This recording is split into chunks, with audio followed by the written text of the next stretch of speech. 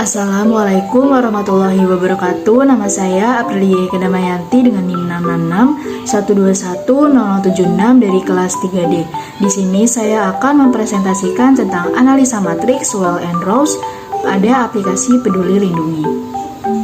Aplikasi Peduli Lindungi adalah aplikasi yang dikembangkan untuk membantu instansi pemerintah terkait dalam melakukan pelacakan untuk menghentikan penyebaran coronavirus disease atau COVID-19. Peduli Lindungi ini diinisiasi oleh Kementerian BUMN bersama dengan Kementerian Komunikasi dan Informatika RI dan PT Telkom Indonesia, yang mana aplikasi Peduli Lindungi ini dibuat oleh Telkom. Model Well and Rouse ada 3. Yang pertama, what, keputusan apa yang harus dibuat untuk memastikan pengelolaan dan penggunaan IT yang efektif. Yang kedua, who, siapa yang perlu membuat keputusan tersebut. Dan yang ketiga, how, bagaimanakah keputusan tersebut dibuat dan dimonitor. Yang pertama ada IT Principles, merupakan suatu pernyataan top level manajemen tentang bagaimana TI digunakan dalam bisnis organisasi. Yang kedua ada IT Arsitektur, mendefinisikan integrasi dan standarisasi dalam sistem. Yang ketiga ada IT Infrastruktur, menentukan layanan yang digunakan. Yang keempat ada Business Application Needs, menentukan pemenuhan kebutuhan aplikasi bisnis dengan membangun aplikasi bisnis yang perlu diadakan. Yang kelima, IT Investment and Prioritization, seringkali ditulis dengan 7 investment, adalah keputusan-keputusan yang terkait dengan inisiatif mana yang perlu diprioritaskan dan berapa banyak yang perlu dikeluarkan. Lalu selanjutnya ada 6 archetype pengambil keputusan atau masukan. Yang pertama adalah bisnis monarki, yaitu jajaran direksi dan komisaris. Yang kedua ada IT monarki atau jajaran manajemen TI. Yang ketiga ada feudal, yaitu setiap divisi atau unit bisnis membuat keputusan sendiri secara independen.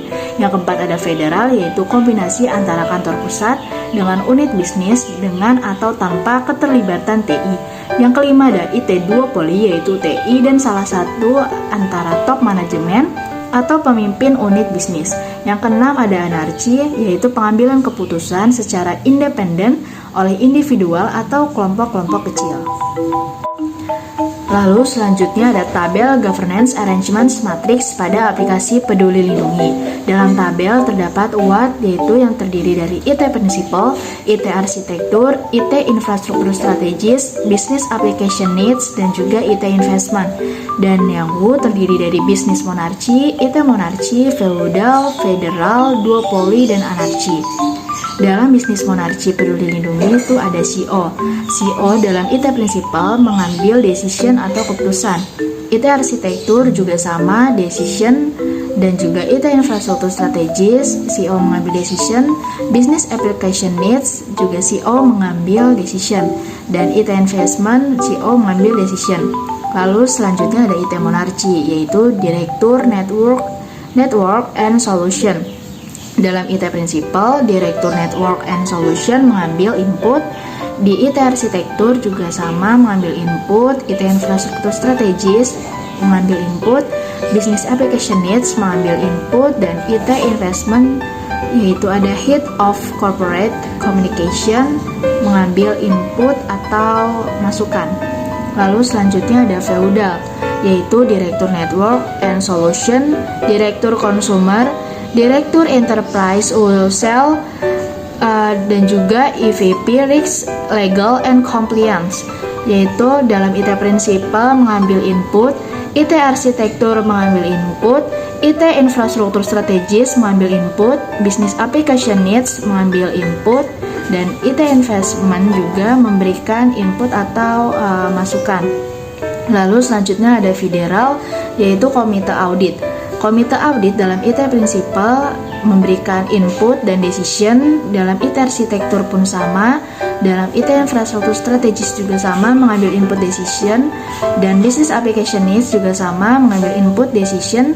IT Investment juga sama, yaitu mengambil input dan decision. Lalu selanjutnya ada duopoly, yaitu COO atau wakil CEO.